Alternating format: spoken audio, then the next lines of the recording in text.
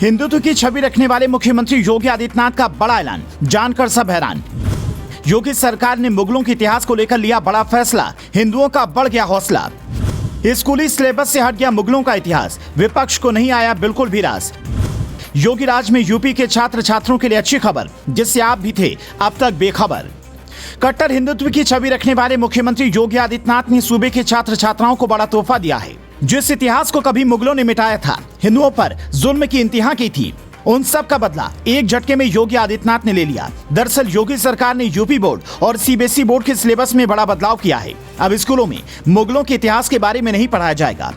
शैक्षिक सत्र 2023 और 24 में 12वीं में पढ़ाई जाने वाली इतिहास की किताब में से मुगल चैप्टर हटा दिया गया है। इसके अलावा 11वीं की किताब से इस्लाम का उदय, संस्कृतियों में टकराव, औद्योगिक क्रांति, समय की शुरुआत पाठ हटाए गए हैं। शैक्षिक सत्र 2023 और 24 में इंटरमीडिएट में पढ़ाई जाने वाली इतिहास की किताब में भारतीय इतिहास के कुछ विषय, द्वितीय से शासक और मुगल दरबार को हटाया गया है। इसी के साथ नागरिक शास्त्र की किताब से अमेरिकी वर्चस्व और शीत युद्ध का पाठ भी हटाया गया है। बता दें कि यूपी सरकार का यह फैसला शैक्षिक सत्र 2023 और 24 से लागू किया जा रहा है।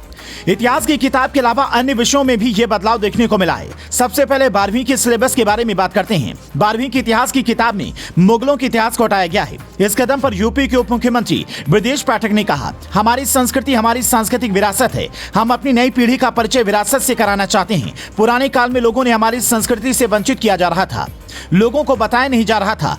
हम लोगों को असली संस्कृति के बारे में बताएंगे। कक्षा 12 की इतिहास की किताबों से अब हटाए गए विषयों के तहत छात्रों को अकबरनामा, अकबर के शासनकाल का आधिकारिक इतिहास, बादशाहनामा, मुगल सम्राट शाहजहां का इतिहास शामिल है। इसके अलावा नागरिक शास्त्र की किताबों में भी बदलाव किया गया है। स्वतंत्र भारत में राजनीति की किताब से जन आंदोलन का उदय और एक दल के प्रमुख का दौर चैप्टर भी बदल दिया गया है।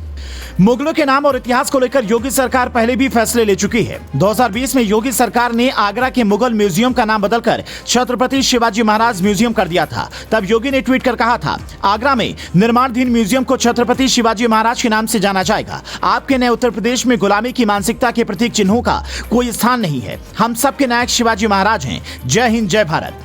वहीं इस मामले पर एसपी विधायक और पूर्व माध्यमिक शिक्षा मंत्री नवाब इकबाल महमूद ने प्रतिक्रिया दी। एसपी विधायक ने कहा, बीजेपी की सरकार मुसलमानों के विरुद्ध जो कुछ भी काम कर सकती है वो सभी कुछ करने का काम कर रही है, लेकिन मुगल शासन केवल उत्तर प्रदेश से हटाने से हटने वाला नहीं है। उन्होंने कहा कि ये इतिहास केवल हिंदुस्तान ही नहीं बल्कि पूरी दुनिया में मजबूत है।